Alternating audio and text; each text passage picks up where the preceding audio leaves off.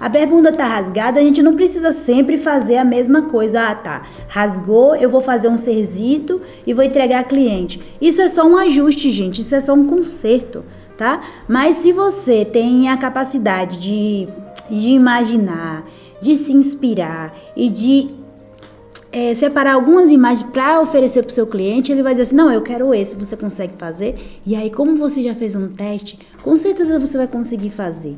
Essa bermudinha aqui foi feita dessa mesma forma que eu estou explicando. Foi recortado alguns elementos do mar, né, como uma conchinha ali, o peixe e as flores, e elas foram aplicadas. É bom também que você tente interpretar esse modelo, até para cliente também, porque ela vai entender todo o trabalho que você vai ter, sabe?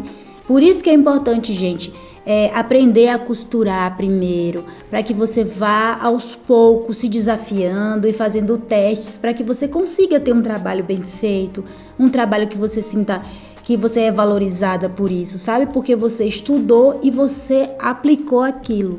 Olha só, esse bordado, ele é aplicado no zigue-zague. Pode ser um zigue-zague menos cheio, mas eu gosto quando o zigue-zague ele é mais cheio, ele é mais fechado e aí fica um ponto cheio. Para você aplicar essa arte, você vai precisar usar uma cola, pode ser até cola de papel mesmo, gente, tá? É só para ela fixar, só para o tecido, né? Que também é importante você saber que para ficar bonito assim, tem que ser um tecido de algodão, tá? O bordado que você recortou, que você vai aplicar essa arte no jeans, ele tem que ser um tecido plano, tem que ser algo que já esteja bem passadinho, para que quando você passar a costura por cima, fique bem bonito, fique bem feito, tá bom? Nesse bolso, dá pra ver que tem um ponto zigue-zague, eu acho que é o número ponto 2, o número do ponto zigue-zague 1, ponto cheio, a largura do ponto 2. Prestem atenção na finalização desse acabamento, dessa arte aplicada, que tem que ficar muito bonitinho, gente. Veja que não tem fios soltos, veja que ficou bem feito, tá bom? Essa é uma outra imagem que eu super amo, gente, olha que fofo. Também foi feito num jeans, tá? Foi aplicado num jeans. E eu gosto dessa mistura de renda com tecido, sabe? E aí também foi recortado, tudo muito bonitinho e foi costurado.